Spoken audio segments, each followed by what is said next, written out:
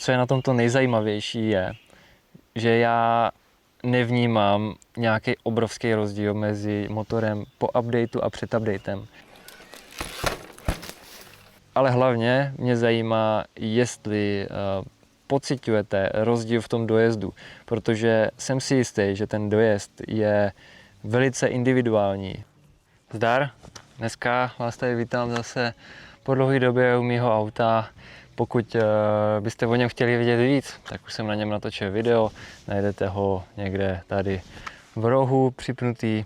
Nicméně dneska to bude hlavně o novém Boschu, respektive o updateu, který zvyšuje výkon ze 600 W na 750 W a krouťák z 85 na 100. A ve zkratce, co nás dneska čeká? V podstatě řekneme si nějakou teorii, co se stalo, pro koho to platí a jak k tomu dosáhnout. A pak vezmeme kolo ven a ukážu vám, řekněme, nějaký praktický využití toho rozdílu a nakonec samozřejmě nějaký shrnutí. Pojďme po pořadě teda. Jakým způsobem se k tomu můžete dostat? V podstatě ty updaty jsou dva, není jenom jeden. Jeden update je pro Bosch CX4, to znamená pro ten předchozí motor, respektive například ten, co jsem měl na svém předchozím kole. A samozřejmě druhý, ten hlavní, pro nový pětkový Bosch. Musíte si samozřejmě stáhnout nebo mít nainstalovanou v telefonu aplikaci eBike Flow od Bosche, kde vás to vyzve, abyste si aktualizovali v App Store nebo v nějakém Google Store nebo v něčem takovým. Si musíte aktualizovat tu aplikaci a poté připojit telefon ke kolu a tam už vlastně to uvidíte. Přibude vám v té aplikaci vlastně slider, kde můžete vybrat výkon od do, samozřejmě maximálně do 750 W. V případě, že budete mít CX4, znamená ten předchozí motor, tak máte na výběr pouze do 600 W, tam se nic nemění. Ale u toho nového motoru tak máte na výběr přidat na 750 W a štelovat si krouťák na až do 100 N. Samozřejmě můžete si ho i snížit. Takže najdete to v aplikaci. Zkrátka, bez té se nepohnete. Samozřejmě to je možné udělat i přes diagnostiku v počítači, ale tu jen tak někdo mít nebude. To je otázka pouze oficiálních servisů, servisních center Bosche. Jak je ten rozdíl? Ten předchozí motor a motor pětkové generace před updatem tak měl 85 N a 600 W, s tím, že dopomoc u nerejsových kol, nerejsových motorů, tak byla 340%. To znamená, že když já jsem dával sílu svých noh do pedálu 100 W, tak motor vám dával maximálně 3,4 násobek, to znamená 340 W. Nyní se i toto zvýšilo na 400%, to znamená, je to stejně jako u raceové varianty toho předchozího motoru, kdy právě předchozí na první pohled šedej CX4 motor, tak ten měl rovnou z výroby 4násobek a nyní je to i na ten neraceový motor. To znamená, ano, na CX4 se nezměnila dopomoc ty čísla nominálně jako takový, to znamená pořád tam platí maximálně 600 W a 85 N, ale zvýšila se tam ta dopomoc na 4násobek. To samé je u pětkové generace, to znamená pětková generace má teďka aktuálně maximální čísla 700 W, 750 W výkon, v píku samozřejmě 100 N krouťák a 400% dopomoc vaší síly. To znamená, když já dám 100 W, tak kolo mi pomůže navíc 400 W. Co to znamená? To znamená, že když já budu dávat například 200 W svých, tak mi pomůže 4násobek maximálně, což je ale 800 W. Takže tam se to zastaví na těch 750. Neznamená to, že když budu dávat 200 W, že mi to dá 800 W. Těch 750 W je maximum a přesto se nedostanete.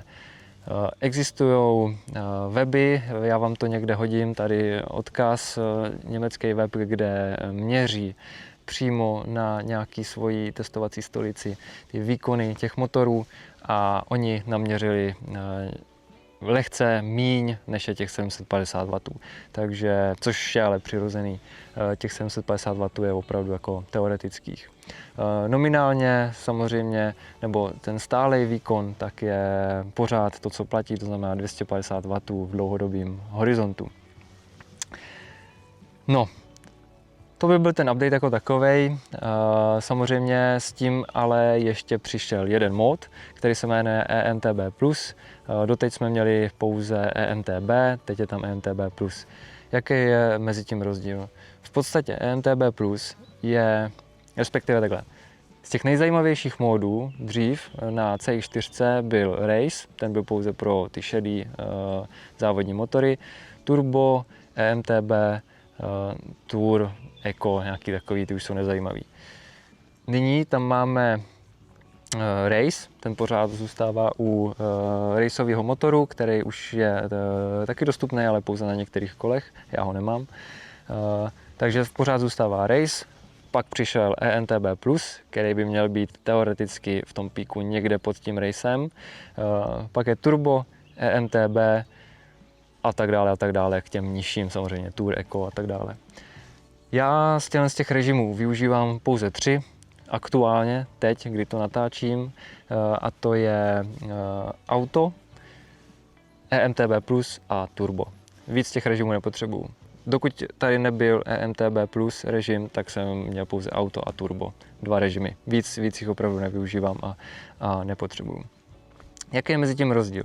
V podstatě EMTB a EMTB+ se vyznačuje tím, že ten začátek toho nástupu, toho výkonu, kdy vy začínáte šlapat, tak je pozvolnější. Jo? Není tam takový ten kopanec, kdy vy položíte nohu na pedál a už se vám to staví na zadní. Tohle to tam není. Je tam mnohem přirozenější rozjezd, je tam poměrně citlivý to nastavení, to dávkování té síly nebo toho šlapání na ten pedál, tak opravdu jako citlivě se s tím dá hrát. Oproti tomu turbo, tak ten začátek toho nástupu, vlastně toho výkonu, tak je mnohem rychlejší. Nicméně ta křivka se protíná a u turba tak to jde vesměs pořád rovně nahoru nebo konstantním tempem, zatímco u EMTB+ je to spíš S-křivka. To znamená, že to jde pozvolně a postupně to stoupá. S tím, že ten vršek, ta gradace, ten maximální output, tak u EMTB+ by měl být vyšší než u turba. Já nemám přístup k žádnému preskitu od Bosche, takže vám nemůžu oficiálně tady ukázat žádný grafy, ale zároveň tím, že nejsem novinář, tak se pokusím někde ukrást nějaký snímek a uvedu vám zdroj, kde jsem to vzal. Případně vám to zkusím nakreslit, když to nedohledám. Já to teďka natáčím jako před tím uvedením oficiálním, ale ty data úplně jako nejsou, jo, k tomu ty grafický. Takže pravděpodobně to vyjde trochu později, nedokážu říct, kdy přesně to vyjde. Každopádně mělo by to vycházet 14. nebo 15. července, myslím, je to pondělí, tak jo, něco kolem toho. No, jdem dál. Já osobně mám teďka vlastně aktuálně na té variantě s tím updatem najeto něco málo přes 500 km. Když jsem to počítal, tak jsem se docela zhrozil, jak málo mám letos najeto na tom kole. Nicméně, těch 500 km, řekněme, asi dostačuje pro to, abych měl nějaký obrázek. Samozřejmě najezdil jsem s tím hromadu mých trailů i cizích trailů, ať už po směru dolů klasicky, anebo i do protisměru výjezdový traily, co mám, tak ty výsledky jsou poměrně jako zajímavý. Ten rozdíl mezi 600 W a 700 W v tom odpichu, tak to si troufnu říct, že to poznáte okamžitě. V podstatě je to nebe a dudy, co to bylo předtím, zejména v režimu na turbo. Tam jsem si toho všiml nejvíc, protože režim turbo jezdím samozřejmě do kopce a z kopce nejvíc. Takže tam jsem to pocítil okamžitě. Rozdíl mezi 85 a 100 N si myslím, že nepoznáte úplně hned, ale poznáte to taky. Protože ten rozdíl bude zejména v prudkých stoupáních a hlavně to poznáte v tom, že můžete jet prostě o kvalt, minimálně o kvalt těžší převod se stejnou kadencí, tím pádem jedete vyšší rychlostí. Možná pojďme se podívat prakticky na nějaké ukázky do lesa. Vezmu vás na můj prověřený výjezdový trail, kde bych chtěl, pokud budu mít možnost testovat všechny e-bajky, tak abych měl nějaký, řekněme, stejné podmínky pro všechny kola. Takže pojďme se na to podívat. Teď jsme na výjezdovém trailu, který už známe, ale pojďme se podívat, co to vlastně je. Jo, takže hned tady je nástup. Tohle je úplně v klidu, tady stačí mít jenom správný převod a hrubou sílu. Nicméně i tak jsou to zhruba nějaký 2 metry vejškový tady po ten strom, ale je to docela na klid. Stačí udržet hlavně samozřejmě balanc a tady přichází nějaký první schody. Tady je jeden, druhý, já se to snažím vždycky trefit předním kolem tady. Je to hodně o balancu. Tady samozřejmě nějaký kořeny, tady další kořeny. Tady je potřeba udržet správně tlak na pedálech, protože ono se to samozřejmě nezdá, ale je to docela prudký. Tady se to zbíhá ještě víc, tohle je docela kolmá stěna. Zase přes kořeny, které jsou šikmý, takže je potřeba správný tlak do pedálů. Tady rampa odkloněná, a další schod, kamen schod, kde vás to trochu rozhodí. Takže tady vlastně takhle zatáčka, kde je potřeba se srovnat a udržet balanc a zároveň dobrý tlak do těch pedálů a přijíždíme do poslední závěrečné pasáže, kde zase tady z kořeny, který vás rozkopou a závěrečná skalka, která je docela prudká, má to, nevím, 1,20 m, třeba 1,30 m na výšku, tady kde stojím, po ten vrchol, tady vlastně po tu skalku, tady po tu, tak to má zhruba 1,30 m. Takže tohle je potřeba vyhoupnout a dál už je to jenom, řekněme, trail, klopenka. Tam je pak takový odpočívadlo, ale ten trail pokračuje ještě dál, takže vyzkoušíme si to projet až nahoru. S 85 N Boschem jsem to nevyjel. Myšleno s mým starým kolem. Tady s tím novým, tak jsem to zkoušel vlastně ještě před updatem, hned po tom testu UNA, a nevyjel jsem to tak hladce, jak bych čekal, ale skoro jsem to vyjel. Jo? Vlastně vždycky mě tady na tom kořenu uklouzlo zadní kolo a už nebyla ta rychlost, abych to vyhoupil nahoru. Což je právě ten rozdíl mezi tady tím novým a starým motorem, tak je těch pár newtonů navíc, který vám umožní jet vlastně těžší převod, což znamená při stejné kadenci větší rychlost. Takže vy si do toho místa, kde je potřeba už jakoby naskakovat, přivezete daleko větší rychlost a mělo by to jít snadno vyjet, nebo snadněji. To je teorie, jdeme to vyzkoušet. Budeme to zkoušet vlastně s různýma režimama. Jako první si dáme režim turbo, který je můj vlastně nejoblíbenější, nicméně pak si tam dáme EMTB+. Jdeme na to režim turbo, všechno na max. 750 W, dynamika +5 a asistence +5. Takže tak, jak to mám nastavený vlastně v mým defaultu, když to tak řeknu. Tak čtvrtý kvalt a jdem na to. Máme trochu po dešti, což by nemusela být úplně škoda. Tak, tohle v pohodě. To taky v pohodě. A tady potřeba zarubat.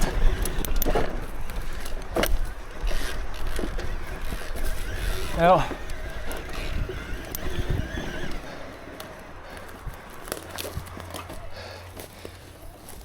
Tak.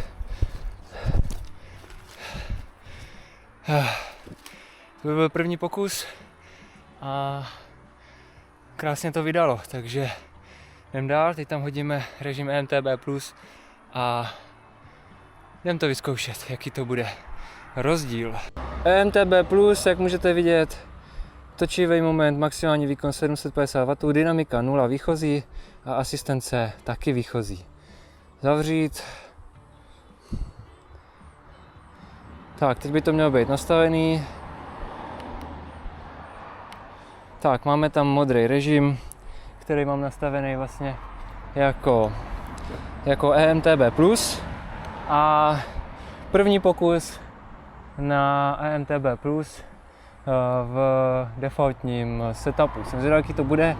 Vlastně nemám ještě zkušenost s tímhle. Tak, letmej start, stejný kvál. Ty vole, to je dobrý jak svině. Je to trochu jiný. Tak, teď je potřeba zabrat. No, tohle nebylo takhle. Tam by byla potřeba trochu větší razance, ale nebylo to vůbec špatný.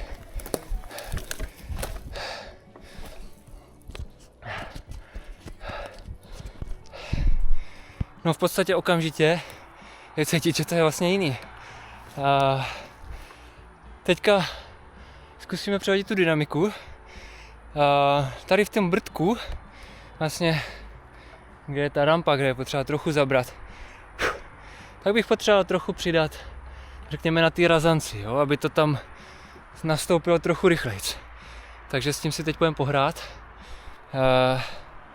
Já si myslím, že to bude právě tady to nastavení dynamika, tak si dáme +5. Schválně uvidíme, jaký to bude rozdíl. Tak, zavřít. Je to. Jdem to vyzkoušet. Stejný převod, čtvrtý od vrchu. Mám 34 převodník, kdyby to někoho zajímalo. A rozjíždím se ze stejného místa, ale zase budeme počítat letmej start. Tak, jdem na to.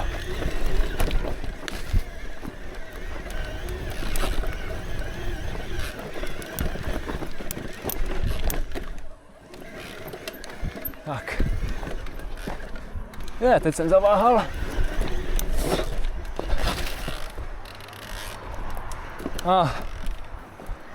Tohle jsem pojebal, takže si to dáme ještě jednou. Byla moje chyba. Tak, druhý pokus na EMTB+, s tím, že asistence je na default a dynamika je na +5. Tak, stejné místo, stejný kvalt, čtvrtý. A letmej start, jdem na to.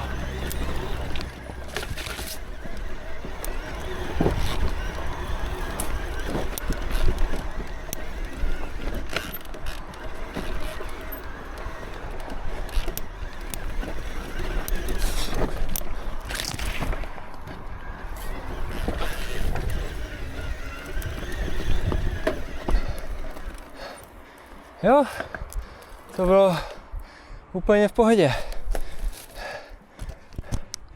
Jakože za mě dobrý. Myslím si, že tohle bude můj nový výjezdový režim. Ale ještě to bude chtít víc testování. Samozřejmě takhle teďka tady na test na kameru, tak vám tady nebudu ukazovat všechny jízdy, které mě čekají v budoucnu, na to není čas sbírat tak dlouho materiál, ale já vám pak dám nějaký update do budoucna. Někdy na podzim třeba, až to bude opravdu dobře vyzkoušený úplně všechno. Ještě tam zbývá jedno nastavení, teď si dáme vlastně ještě asistenci na +5, to znamená, že i to EMTB plus teď hodím do úplného maxima, co vlastně je možný, to znamená všechno do +5 a výkon 750 a 100 Newtonů. Tak, jdem na to. Tak, asistence si dáme +5, dynamika +5, tohle všechno je na max. A jdem to vyzkoušet. 4. kvalt, ne, mám tam 5. Tak si odřadím. Tam je mnohem delší ten override, slyšíte to? Jak to cvaká úplně samo, no. Tohle si myslím, že nebude úplně jednoduchý, ale jdem to vyzkoušet. No hele, budeme to vyzkoušet, každopádně myslím si, že na ten trail, na tenhle druh trailu je ta asistence a dynamika už jako moc, jo, že myslím si, že tady je totiž potřeba hodně často střídat takový ten push a řídit, jo, a na motorce máte spojku, tady spojka samozřejmě není, takže tady to musíte řídit tím tlakem do těch nohou. A když ono to táhne chvilku za vás, tak si myslím, že to nebude úplně ono. Samozřejmě vím, co říkám, protože už jsem si to trochu vyzkoušel, ne tady, ale jinde, ale myslím si, že no, jdem to vyzkoušet prostě. Myslím si, že na tenhle typ trailů ta asistence +5 bude jako too much, no, jdem to zkusit. Tak, první pokus, stejný kvalt, 4. A dáme zase letmej start. Jo, tady je to v pohodě.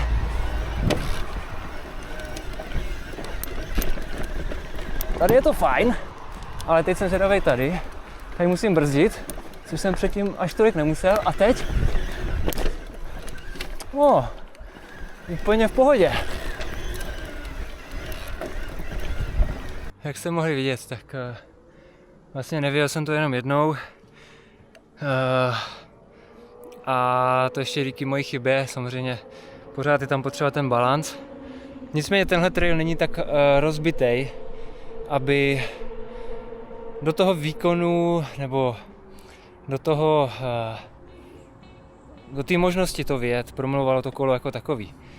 Na to jsou tady ještě jiný traily. Nicméně pro tu ukázku toho motoru, jak se to chová, tak to myslím si, že stačilo, protože v podstatě ta dávkovatelnost toho motoru je naprosto bombastická. Ta už tady byla už u té předchozí generace a tohle je ještě jako o level vejš, jo, než to bylo předtím. Takže já jsem maximálně spokojený. Nicméně musím říct, že ten režim EMTB+, když to máte všechno do +5, tak přeci jenom vyžaduje trochu víc toho řidičského umění. Jo. Je to víc jako motorkový styl, což není špatně. Jo. Je to jenom o tom zvyknout si na to a myslím si, že některé traily, které mám výjezdový, tak s tím půjdou blbě vyjet. Ty vám tady ukazovat nechci. Nicméně já si je pojedu zajet taky, pak vám to řeknu normálně ve videu asi za pár vteřin, jak se to dalo. Každopádně, na co ten motorkovej, já tomu budu říkat motorkový režim, to znamená EMTB+, všechno na max, by byl vhodný, tak je tu jedno místo, kde je vlastně standardní turistická značka a je přesto spadlej strom. A je to do poměrně prudkého kopce, samozřejmě, když tam jedete jako jenom tak ono to až tak prudký není. Ale když to jedete trochu ve speedu a je tam navíc ten spadlej strom, tak už s tím musíte něco dělat a myslím si, že přesně v tomhle místě vám to kolo výrazně ulehčí práci. Pojďme si to ukázat. Tak kde u jiných kol využijete nízkou hmotnost, tak u jiných kol zase využijete správně zvolený režim a správně nastavený. Takže tohle je přesně to místo, kde si myslím, že EMTB Plus na maximální výkon, dopomoc, všechno prostě, tak vám dokáže pomoct. Máme tady kládu Takže jdem se na to podívat.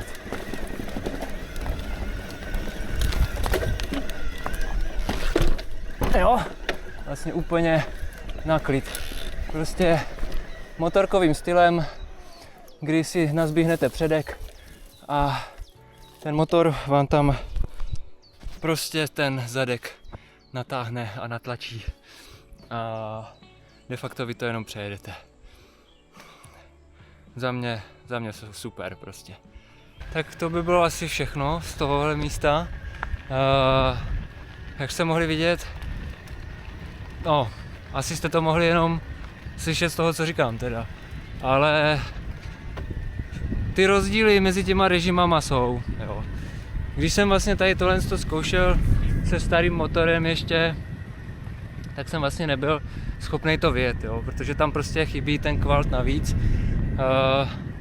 který vy tam můžete jet. Já jsem toto dřív, pamatuju si to jak teď, jezdil na druhý kvalt, protože jsem tam měl předtím silnější převodník, teda větší převodník. Jo. Měl jsem předtím 36, teď mám 34, takže mohl jsem jet v pohodě na o 2 těžší vlastně pastorky, což když to tak jako zaokrouhlím, tak je to plus minus ten jeden. Těžší, zkrátka vy si na to místo, kde je potřeba, dovezete výrazně, ne výrazně, ale větší rychlost zkrátka, takže to kolo vám, nebo ten motor vám pomůže jet rychleji, tím pádem máte větší setrvačnost a víc prostoru na to se připravit na ten impact, jo? Že zkrátka si připravíte ten prostor na to si tam jakoby nadhodit to kolo a odlehčit se a dostat se přes tu hranu, kde potřebujete. Protože pokud vy si tam tu rychlost nedovezete, tak vlastně ji musíte budovat co nejdýl to jde, tím pádem musíte dlouho šlapat. Tady není potřeba tak dlouho šlapat, takže na tyhle si techničtější výjezdy je to jako výrazně lepší, samozřejmě. Tak, to by bylo pro tuhle chvíli asi všechno. Vracím slovo zpátky někam do lesa, nebo nevím, kde to budu ještě natáčet. Takže tak. Jak jsem říkal před chvilkou, tak já jezdím vesměs pouze 3 režimy. Auto, turbo a nyní nově EMTB+. Myslím si, že EMTB+ budu jezdit jako výjezdový režim s tím, že se mi zdá jako ideální kombinace samozřejmě 100 N, 750 W, asistence, nebo respektive dynamika +5 a asistenci si pravděpodobně nechám na +2. Chtěl bych malinko víc než je default, ale nechci úplně moc. Jo. Takže tohle si myslím, že bude můj go-to výjezdový režim. Samozřejmě budu to nějak dál testovat a někdy na podzim, až budeme dělat zase nějaký recap, tak vám dám vědět, jak dobrý to je, případně co jsem změnil. Ono těch změn ještě pár přijde, ale o tom si povíme někdy v budoucnu. Nejenom jako s motorem, ale celkově na tom kole. Pak samozřejmě mám ještě režim auto, jak jsem říkal, režim auto ve zkratce, když jedete po rovince nebo mírně z kopce, tak ten motor skoro netáhne, případně se hodně škrtí, jo, aby vlastně nežral, ale naopak, když přijedete pod nějaký brdek, případně prudší kopec, tak vám tam začne sypat téměř, v uvozovkách téměř plnou sílu toho motoru a plný potenciál. Nicméně, režim auto já jsem si stáhnul. Mám ho stažený na nějakých 70 N nebo 75 N. Asistenci mám omezenou a dynamiku mám vlastně taky omezenou. Je to z toho důvodu, abych na ten režim dojel co nejdál a zároveň, abych se udržoval v nějaký mý optimální tepovce, ideálně kolem zóny 2. To znamená, že když jedu nějaký transfery, přejezdy, jdu z domu na nějaký traily nebo někam, tak většinou jedu na režim auto. Většinou mám to nastavený tak, že po rovině, když jedu, tak se držím někde kolem 135, 137 tepů za minutu. A když se to zbíhne, tak ten motor mi sice začne pomáhat, ale pořád musím jet relativně, jakoby, no, hodně relativně je v úvozovkách za svoje, jo. Nejedu za svoje, ale mám to nastavený tak, abych do kopce pořád udržoval tepovku někde kolem 140 až 145, 6, 7.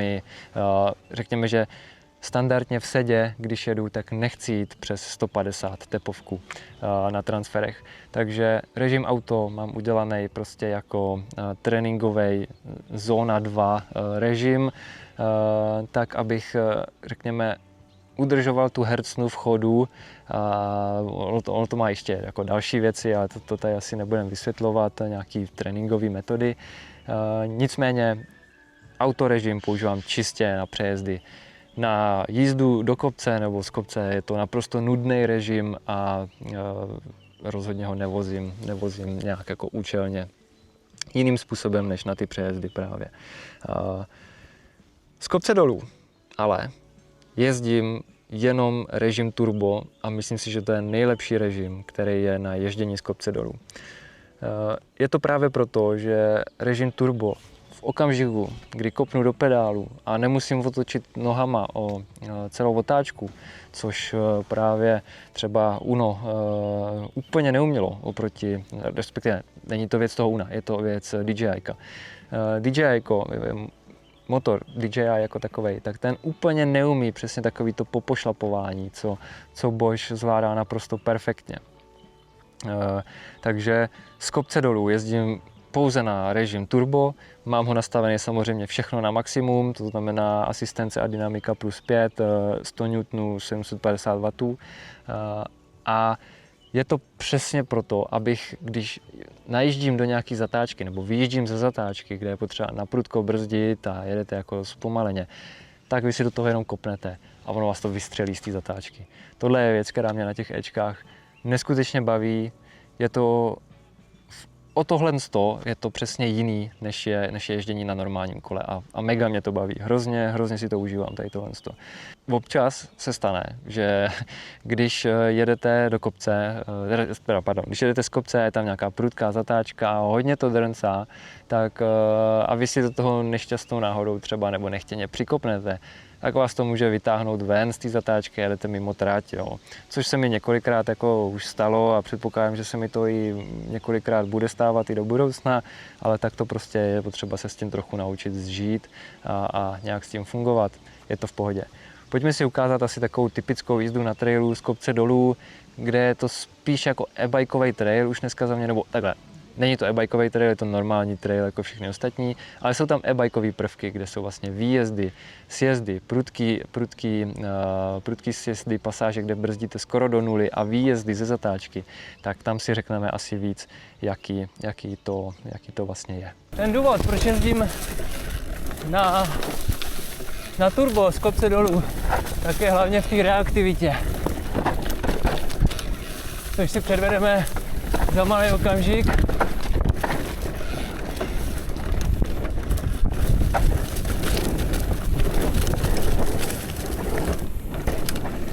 Ale ještě předtím malinkou chybu, který tady ten systém má. Jo, teď třeba je prudký kopec a než se mi chytne motor znovu, tak to chvilku trvá. Je to jednoduše protože tam je jenom jeden magnet, který odečítá rychlost. Takže samozřejmě tady systémy, které těch magnetů mají víc, tak jsou přece jenom přesnější. Tak, tady další světlá stránka Bosche Traverse, kde vlastně můžu jenom kopat do pedálu, jak můžete slyšet z převodníku, že nejdu o celou otáčku, ale vždycky jenom o kousek.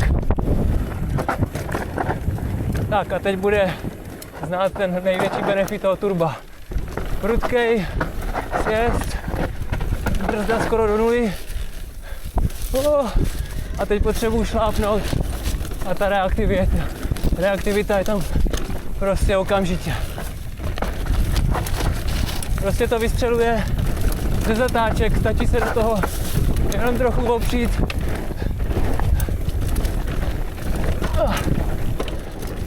A tady byl šlahoun jako prase. A okamžitě to jede. Jo, zároveň je při tom prvotním silným šlápnutí, tak ten motor vlastně krásně pomáhá vystřelovat z těch zatáček. To si ukážeme ještě na další části toho trailu. Jdeme na druhou třetinu trailu a tady je to víc takový zatáčkovitější, víc jako, kde je potřeba ta dynamika a tady je opravdu znát ten zátah toho motoru z těch nízkých otáček, kde do toho stačí vlastně jenom brnknout a hned to jede, jo, tady. Tak.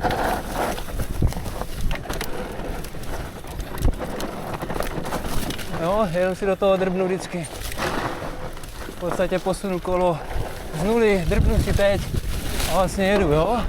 Teď jsem vyjel z trailu, tady 2x, 3x otočit nohama, zase do brzd a teď si tady přidám, zase si do toho kopnu jenom a v uvozovkách nemusím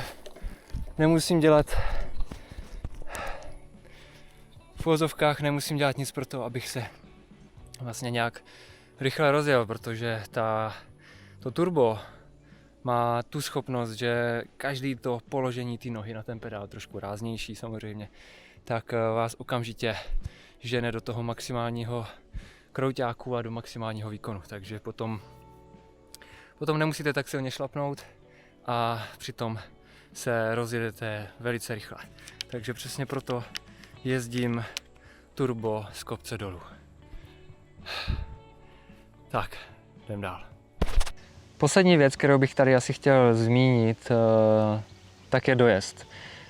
Pro někoho důležitá věc, pro někoho nedůležitá věc, když tak to přeskočte. Dojezd je za mě naprosto perfektní. Když jsem jezdil s 750 baterkou na mým předchozím kole, to znamená s CX4 na turbo, tak jsem se většinou pohyboval někde okolo 30 km maximálně a řekněme, když to bylo hodně, tak jsem byl na 1300-350 výškových. Nyní tuhle vzdálenost dám i na ENTB, nebo respektive na turbo se 100 N, i na tuhle baterku, což je vlastně 600. Jak asi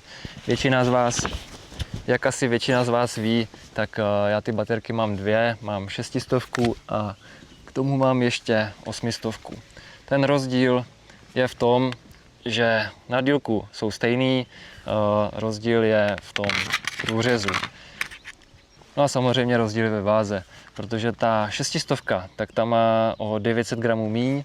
Nicméně, to, co jsem chtěl říct, je, že na tu 600 já teďka ujedu stejnou vzdálenost a stejně nastoupaný metry jako na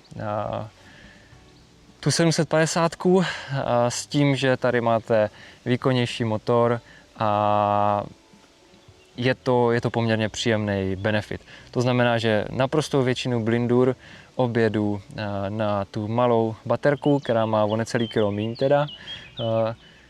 Konkrétně na tomhle kole, ale ten swap těch baterek není až tak znát, respektive to těžiště se až tolik nezmění, protože ta základna je pořád na stejném místě, zatímco u předchozího kola tak jste uřízli vlastně vršek té baterky, takže jste měli těžiště níž. Ale samozřejmě pořád je to 900 gramů rozdíl, který se prostě počítají.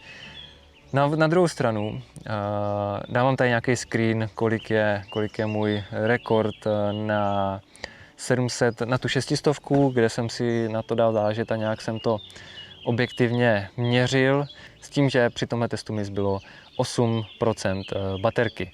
Už by to nevydalo na další výjezd a zároveň chcelo a bylo bahno, takže už se mi nechcelo jet dál.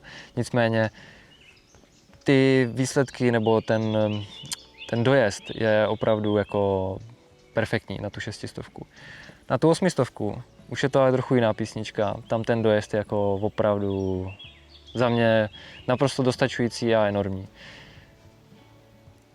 Po updateu na 100 N a 750 W, tak při právě takovým tom standardním ježdění, kdy na turbo, ryze na turbo, to znamená nepřepínám režim, ale testuju všechny kola nebo všechny dojezdy na turbo pouze, tak jsem najel nějakých 45 a něco kilometrů a 1650 výškových, plus minus pár metrů, což bych řekl, že je opravdu jako dobrý. Nicméně, co je na tomto nejzajímavější je, že já nevnímám nějaký obrovský rozdíl mezi motorem po updateu a před updatem.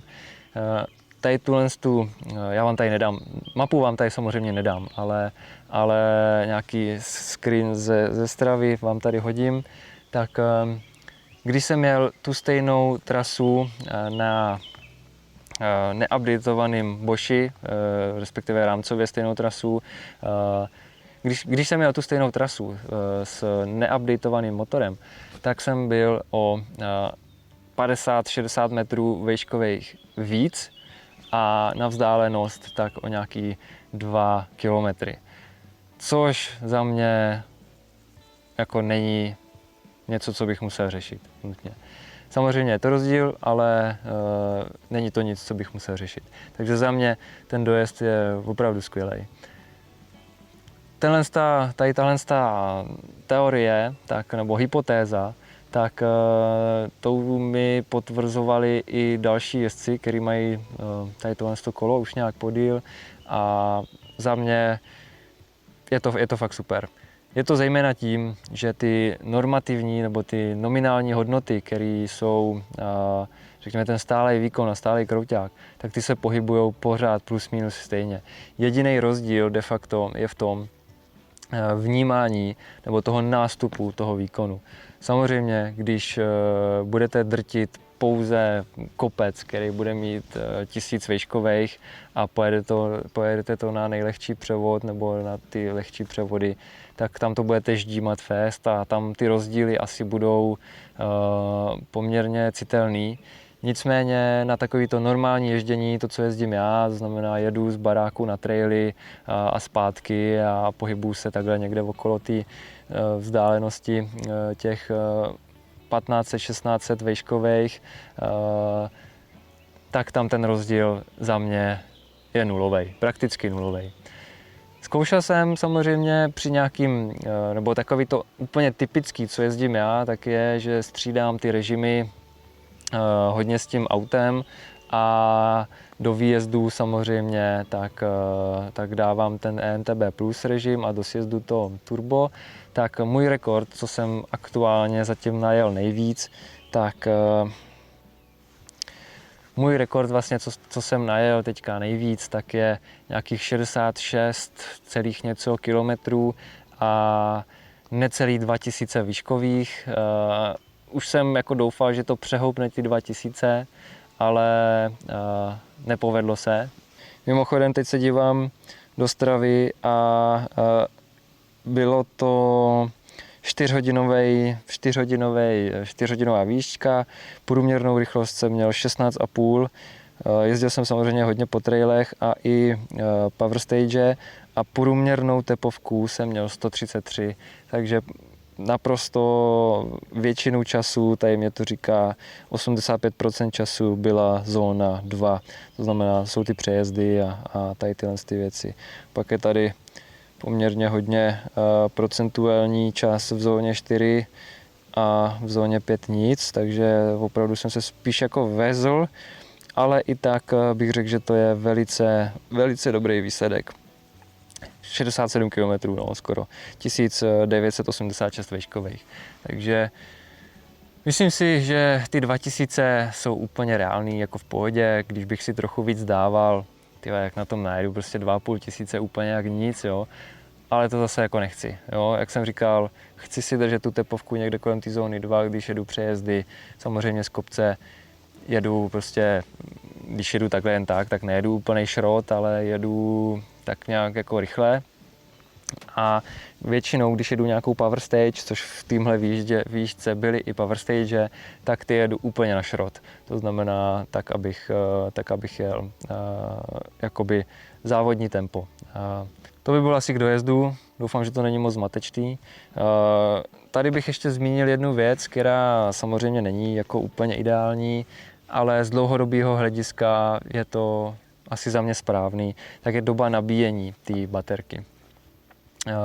Ta baterka se nabíjí pouze 4 ampérama, takže to samozřejmě trvá. Než se to tam jako narve, tak je to nějakých 6-7 hodin z nuly na plno, takže to prostě trvá. Což jak asi víme z videa o UNU nebo o DJI, tak DJI tlačí 12 ampér, takže tam prostě tlačí třikrát rychlejc. Samozřejmě tohle se ale nutně musí podepsat na životnosti té baterky z nějakého dlouhodobého hlediska. Takže tady Bosch prostě je na té straně toho spíš jako bezpečí a nižšího výkonu nabíjecího, ale tohle mě úplně netrápí. Jo. Tím, že mám 2 baterky, tak když bych potřeboval jako hodně jezdit, tak prostě přehodím baterku a nepotřebuju dobíjet. Samozřejmě pokud 2 baterky nemáte a jste odkázáni pouze na dobíjení, tak to může být parametr, který by vás mohl srát. Nicméně, mně osobně ještě se nestalo, že bych byl letos na výšce, kde bych potřeboval 2 baterky, protože většinou za tu jednu rundu nebo za tu velkou baterku jsem docela vyždímanej, takže tady jsem jako v pohodě. Co musím říct jako dál za mě, tak oproti předchozí generaci Bosche, tak je ten systém výrazně tižší. Ten motor prostě vůbec neklepe, zatímco ten předchozí CX4 motor, tak to bylo prostě jak orchestrion. Jo. To docela klepalo, ale tohle je naprosto tichý.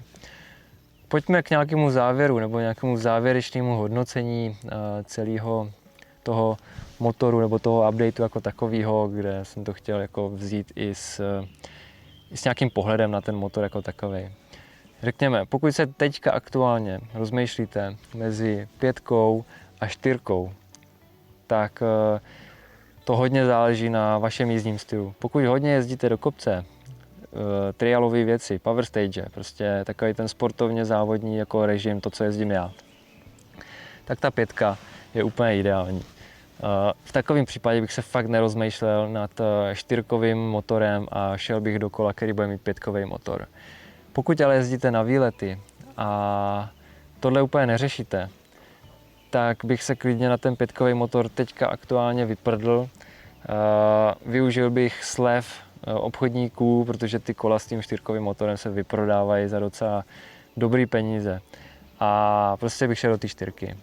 Pokud jste, jak říkám, výletníci, případně pokud jezdíte shuttle styl, to znamená, že jezdíte traily dolů a nahoru jezdíte jenom po cestách, tak je to prostě úplně v pohodě. Ale na druhou stranu, pokud jste člověk jako já, nebo sportovně myšlející člověk, který chce jezdit do kopce nebo se zlepšovat v jízdě do kopce, tak prostě 5 je za mě jako top strop. Rozhodně to chcete, protože ta dávkovatelnost toho motoru je úplně jako perfektní. S tím, jak dobře se to dávkuje, ten motor, tak vy jste schopni dělat prostě track stand na místě, případně do kopce. Tak i na režim turbo dokážete ten tlak do těch pedálů rozložit, že to kolo vás naprosto poslouchá.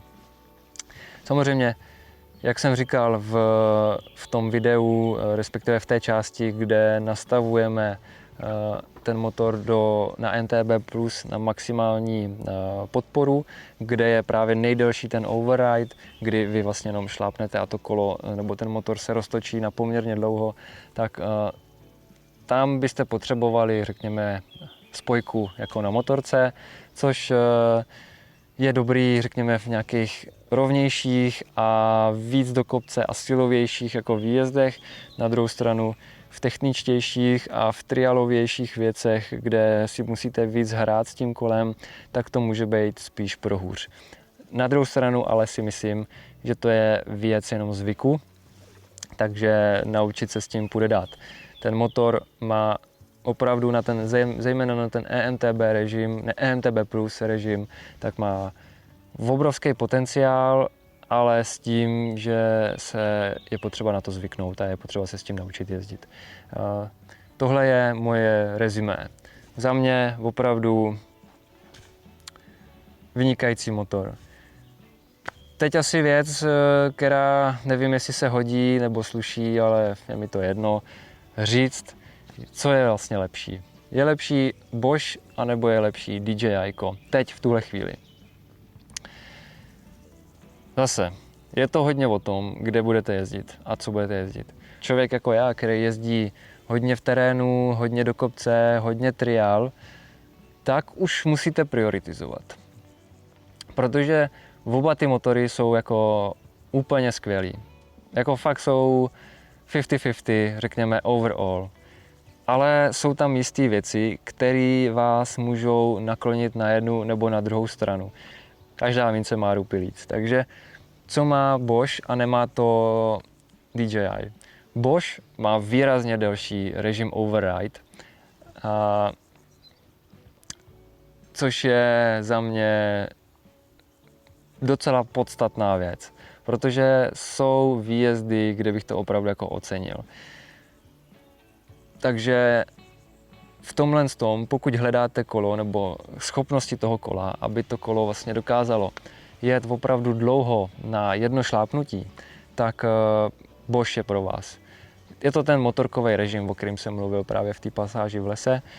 V případě, že hledáte ale kolo, kde budete mít jenom jednu baterku, budete na ní jezdit celý den a budete s sebou vozit nabíječku, tak abyste si mohli dobít to kolo rychle třeba přes oběd, tak tady Bosch prostě ztrácí. To nabíjení je výrazně pomalejší u Bosche, takže pro tyhle lidi typu výletníci, kteří mají jenom jednu baterku a chcete dojet co nejdál. Bohužel, říkám bohužel, ale aktuálně to DJI je líp v tomhle parametru, je na tom líp v tomhle parametru. Na druhou stranu ale pokud opravdu jako hodně jezdíte v lese, hodně jezdíte bordel, kde vás čeká vlastně to, že budete narážet do věcí a jezdíte hodně, řekněme, prudké věci, tak si pořád myslím, že Bosch je číslo 1. Nebo respektive takhle, tenhle rok, nebo teď aktuálně, kdy to natáčím, nebo kdy vyjde to video, tak za mě Bosch je pořád číslo 1 na trhu v těch výrobcích motorů. Alespoň v těch, který jsem jezdil. Proč tomu tak je? Jednoduše protože servisní síť. Servisní síť Bosche je výrazně širší a větší než u DJI. DJI řeší problémy samozřejmě taky v Německu, Bosch má taky headquarters v Německu, ale moje aktuální zkušenosti jsou takové, že když se vám něco vysere s Boschem, tak to za pár dní máte vyřešený. U DJI si na tyhle data budeme muset počkat. Takže teď aktuálně rok 2025, a někde polovina roku plus minus, Bosch je za mě pořád číslo 1. A to i přesto, že DJI vám dá 1000 W a 105 N. Těch 5 N fakt nepoznáte a těch 1000 W to poznáte jenom někde. To je pravda. Tam ten rozdíl jako bude. Na druhou stranu, na tomhle kole, který je ještě těžší než to Uno, který jsem měl půjčený, tak jsem prostě dojel dál a vejš. Ten dojezd nebo toho systému je vyšší. Takže tak, to by bylo asi ode mě všechno. Pokud byste měli nějaké dotazy, tak se mě klidně zeptejte.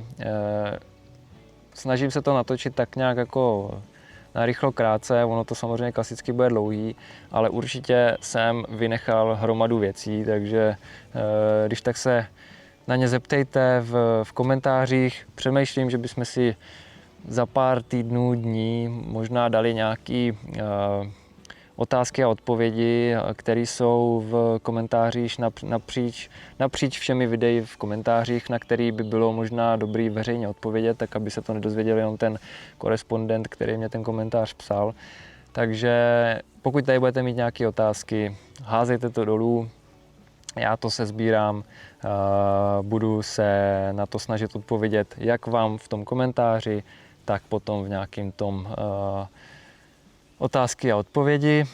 A dejte mi vědět, jestli už máte Bosch CX-5 aktualizovaný, a rozhodně mi dejte vědět, jestli poznáváte nebo poznali jste hned, případně jestli dlouhodobě poznáváte ten rozdíl v tom výkonu, ale hlavně mě zajímá, jestli pociťujete rozdíl v tom dojezdu, protože jsem si jistý, že ten dojezd je velice individuální. Já mám pár kilo oproti normálnímu člověku, samozřejmě, který se bude pohybovat o 15-20 kg vejš, tak ten dojezd bude mít samozřejmě nižší, to je jako logický. Ale zajímalo by mě, jestli vnímáte ten rozdíl v tom dojezdu před a po. To by mě opravdu zajímalo. Hele, nebudu to dál natahovat. Jak jsem říkal, pokud budete mít nějaké dotazy, hoďte mi to do komentáře, já vám na to když tak odpovím. Díky za zhlídnutí, mějte se hezky a u nějakého dalšího videa zase zdar.